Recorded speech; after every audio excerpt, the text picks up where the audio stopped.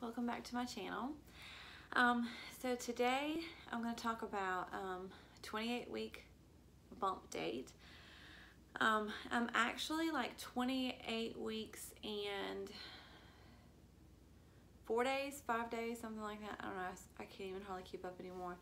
I meant to do this earlier in the week, but we have had pretty nasty weather for like 4 days straight, and so my lighting was terrible. So here we are, and I made some notes. I have some things I just wanted to talk about. So for 28 weeks, this is baby number 4. So I'm used to all of these things, and these are all things that I totally expected, which is fine. But I will say that I'm 32. When I had my first baby, I was 27 when I actually gave birth, 26 when I got pregnant. And it's been a huge difference. It's no joke. And chasing after 3 other kids while 28 weeks pregnant is a little bit tougher. So my whole pregnancy, so I just started doing these videos to try and like keep up with it. My first trimester, I was so super sick, like really sick. Like I didn't gain hardly any weight at all. I may have actually lost just a little bit because I was so sick until about 18 weeks. And I have been progressively more sick with each pregnancy. So my first pregnancy, I maybe threw up twice, seriously. I felt maybe a little queasy every now and then, but not that bad, like nothing that really bothered me. Second pregnancy, I was nauseous all the time. Got on Zofran for like a week, hated it, so I just kind of stuck it out, and it only lasted till about maybe 10 weeks. Third pregnancy, it was like wake up in the morning, get sick, was on Zofran, and then also hated Zofran. I hate Zofran. I hate the side effects of Zofran. But so my doctor told me about a concoction where you mix B12, vitamin B12, and Unisom, and that worked like a dream with number 3. So number 4 came along, and right out the gate, that was actually one of my first symptoms. Little backstory, my youngest is currently a year old. She was, I don't know, 8 months old when I found out I was pregnant with this baby. This baby was not in our plan. Obviously, she was in God's plan, but not in our plan. I was on birth control. I was on the low hormone, low estrogen. I can't even remember what it was called. I don't remember. The mini pill is what they call it, the mini pill, and that's the one that your doctor, if you really want to be on a pill versus some other kind of birth control, they tell you to take the mini pill because it won't mess with your milk production. So that's what I did. Literally set an alarm every single day. Took my pill every day at the exact same time, and I got pregnant. And I've actually heard several stories very similar to mine. My sister-in-law has a similar story. My doctor was not surprised at all. But I didn't want to do an IUD for a bunch of reasons I won't get into right now, maybe another time. And then we didn't know if we wanted a 4th, so I didn't want to do anything permanent at that point. So we felt like the mini pill was the best option. We did do natural family planning before our 3rd pregnancy, which worked great for, I mean, it worked. Like we decided when we wanted to get pregnant, and we got pregnant right away.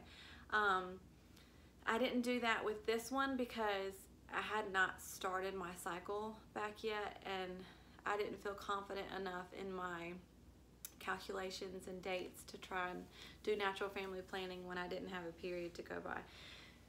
Okay, so all of that, my very first symptom with this pregnancy was I started feeling a little nauseous, and then I was still nursing my youngest, Cora, and I noticed that my milk supply like completely bottomed out, and I was like, what is going on? On a whim, I was like, maybe I might be pregnant, I don't know. I also happened to get a virus at the time. I didn't know it was a virus, but I was really sick. And I went to the doctor, and I told the doctor basically like my milk is like non-existent, like I don't know what's going on. And he's like, let's just do a pregnancy test. And it was positive, and we were very, very shocked, and it took a few days to get used to the idea, but of course we're thrilled now. So she is our third girl. We have one boy, Cooper, and he's just gonna be the boy, because this one will be the last one, unless God just moves mountains and works miracles, which he can. But either way, so that was my sickness. That's been gone since about 18 weeks, which is the longest I've ever had morning sickness, which was pretty rough. It was very, very rough, but we're past that now. But now we're full on into heartburn. I have to have my coffee every morning. Every morning, I like literally, like even my kids know, don't talk to Mom until she has her coffee. So I have my allotted 2 cups a day, and even my coffee will give me heartburn. So I've been on Prilosec daily for about a month or so. That helps a lot.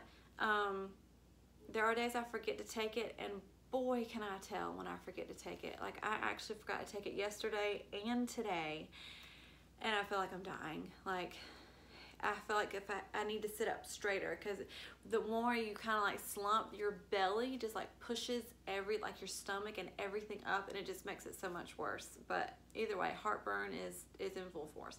I actually posted a picture on Instagram today. My hair, like I'm getting all these little baby hairs like that stick straight out. There's some on this side. I mean, you can't really tell in here because of the light. But either way, I have like it's like crazy sprigs of hair just like poking out. It doesn't help that some of them are also gray, which is they're all always like that. Other than that, my hair is always way thicker when I'm pregnant, and I really love it because generally speaking I have thin, fine hair. Once I give birth, my hair will fall out in like gobs, and then it'll all go away. But that's how my hair is right now. My skin, this is the first pregnancy that I've had a real issue with my skin. So I've been breaking out, but not with like pimples. It's like almost like they're bumps, and they're right in here. And of course I have makeup on, so you can't really see it, but they're right in here, and they itch like crazy, and like right around here it just itches all the time. Like my face just itches, and like I'm putting moisturizer on them like crazy, and it's not really helping. But that's the only, like my face is the only part that itches. Like I'm not concerned about, you know, anything going on, but it is different. I have been very blessed that I have, my blush is kind of crazy. I have generally pretty clear skin. In my teenage years were a different story, but generally speaking, I have fairly clear skin. But this pregnancy in particular, I've had right many breakouts. But such is life, whatever. It'll go away. That's a good thing. Most of these things will go away. This one may not immediately. So my weight gain, this might sound crazy, but I do not own a scale. I never have. I just never have. I've never been like a fitness guru. I've never been super concerned with my weight. I'm more gauge my weight on how my clothes fit. So the only time I know how much I've gained in my pregnancy is when I go to the doctor, which I actually go this coming week. So when I do my 29-week video, I will update on weight. My last appointment, I had gained about 20 pounds, I want to say. in this pregnancy, and they always tell you they want you to gain between 25 and 35. So I should be somewhere in there, you know, it'll be okay. So I will update on that. I tend to carry my weight when I'm pregnant, like in my hips and thighs and in my face. Like my face is like the first thing to show, oh, she's pregnant. Like the chins and the whole, it's very annoying, but that's just how my body does. My sleep is starting to get a little more difficult, mainly in just the, like, you wake up, I don't have to wake up to pee a whole lot. I don't know why. I have to pee all the time during the day, but I don't wake up to pee that much during the night, so that's good. But I do wake up during the night when sometimes my 1-year-old will wake up. She's had a cold on and off for like a couple weeks, and so sometimes she'll wake up in the middle of the night, or the dog will wake us up to go outside or something like that. And like getting out of the bed is like, I feel like I need my husband to just literally push me out of the bed. Would be way easier. Or just rolling over, like my hips are starting to hurt and stuff like that. So sleep is interrupted, but when I do sleep, I sleep really well. I've been having crazy dreams, which is typical. Other than like my hips just kind of hurting if I sit for a long time, or like in the middle of the night my hips will hurt. But generally speaking, I have not really had many aches and pains. Like my back has not really been hurting, nothing like that. In the past, I've had problems with sciatica, sciatic nerve pain when I'm pregnant, and that really, I mean, I've had it a couple of times, but nothing terrible. So that's good. So the hard one, I said before, one of the hardest things about this pregnancy is that I do have 3 other kids, and so that's been kind of tough, just trying to keep up with them. And when all I really want to do, if I get a spare minute, is just sit down. Like I just want to just sit on the couch and put my feet up, and my kids are always wanting to do something or want me to do something with them, and that's kind of tough. But it's really not too bad. I feel like the baby, the youngest one, Cora, I feel like she kind of knows something's going on. She still is a really good baby, but she's always been super chill, and just, you could sit her anywhere with a toy or two and she's completely content. And she still is to a certain extent, but she's gotten a little bit more sassy. And I don't know if she knows, like, I know she doesn't know what's happening, but I feel like she knows like something's up, like something's off. Like, I'll go to get her up, like if she wakes up in the middle of the night, and I'll try to rock her, and I can't, because my belly is just too big and it's in the way. So I'll have to just kind of turn her on my lap, and like, she just like was wiggly and just like, hey, this isn't comfortable. I just want to get down. So we'll see how that goes. As far as like exercise, I have been doing weekly yoga. I missed a couple weeks, like around Thanksgiving and stuff like that. I missed a couple weeks, but I did go back this past week, and I will be back this week. I love yoga.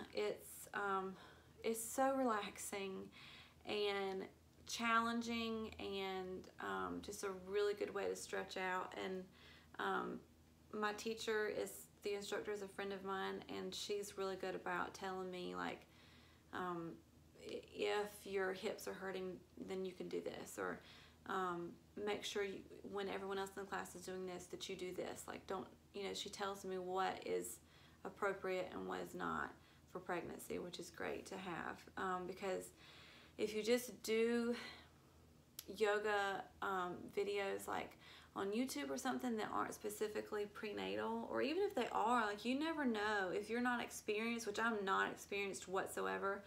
You don't know if these things are safe for pregnancy. So to have her there and she knows what she's talking about, to have her there to say, okay, you do cat-cow while everyone else is doing this, or, things like that. It's like, okay, I can do that.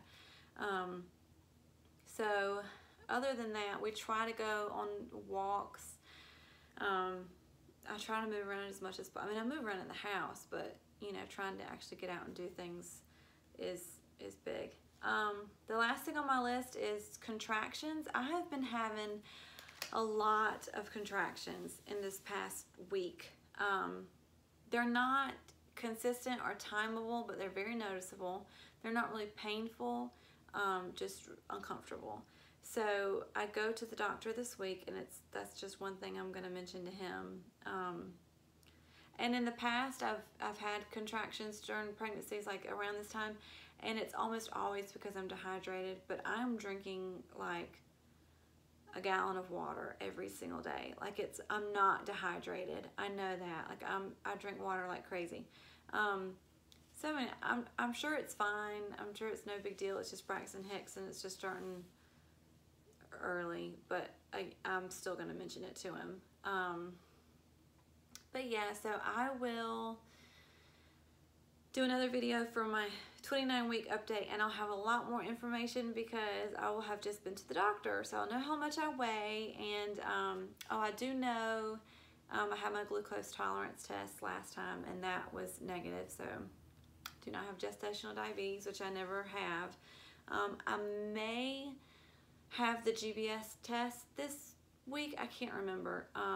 I was group B strep positive with my first pregnancy. I was not with my second, and I think I was with the third. Okay, I know I was with the first. So we'll see. I don't know. Also, I'm in this dilemma because for all 3 of my pregnancies, I have been induced. The first one was just because I went past my due date, and you know, whatever.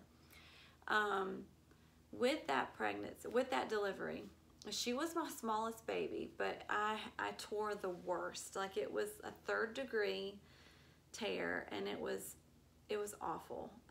The recovery was long, and it sucked. So with my second pregnancy, my doctor was concerned for that kind of tearing again, so we did an ultrasound at 38 and a half, something like that, weeks, to see how big he was, and he was measuring bigger than my first was, and so they were kind of like, well, let's induce before he gets any bigger. So that's what we did, and we did the same exact thing for number 3 because she was the biggest out of all of them. Granted, for number 2 and number 3, I didn't tear bad at all. But I've always been induced. I don't know what it's like to go into spontaneous labor. I would like to go into spontaneous labor this time, but I'm also really attached to my doctor. I really like my doctor. He's been my doctor since my very first pregnancy. Inducing ensures that he is on call because he will schedule it for when he's on call, and it ensures that he is the one to deliver my baby, and that's so important to me. I've met all the other doctors in my practice, and I don't have anything against any of them. I just really like my doctor. So we'll see. Another curveball in there is we are moving 45 minutes away. And we're moving the first week of January, which is less than a month from now. And I don't even have like a box to even start packing. So that's a whole nother issue in and of itself. But either way. So our hospital is like right on the edge of town. And so it would take 35, 40 minutes to get here. But it just makes me nervous going into spontaneous labor and then having to get my kids squared away with their grandparents and make it to the hospital in time because I've never been in spontaneous labor. This is my 4th baby. I don't know how fast it's gonna happen. It just makes me crazy nervous. So that's another thing I'm gonna talk to him about, which I know we won't make a decision yet. But it is convenient to be induced. You show up, it's like checking into a hotel. It's planned. There's no running around, it's not crazy. But Pitocin is no joke. Like, let's just be real. Pitocin is just no joke. So stay tuned. We shall see what happens with that. So that's 28 weeks. And I will come on here. Today is Sunday. My appointment is on Wednesday. So hopefully Wednesday, Thursday, something, I can film my 29-week update and tell you guys all the things that I talked to my doctor about and see what we're feeling. So anyway, if you guys like this video and you thought it was helpful, please give it a thumbs up. If you have any questions, I know I kind of like zoomed over some of my past pregnancies and my kids and all of my experiences with that. If you have any questions, just put them in a comment. I'll be more than happy to answer them, or go over to my Instagram, Naturalish Mom. I do have that in my bio. But yeah, whatever. I will answer any questions. I know that being a fourth-time mom, I've been through just about everything you could think of. So I'm very, very willing to share whatever within reason. But just ask. If you have a question, just ask. But if you want to see more of my videos and you want to make sure you don't miss them, please also hit subscribe, so you can subscribe to my channel and get notifications when I upload new videos. Thank you so much. We'll see you next time.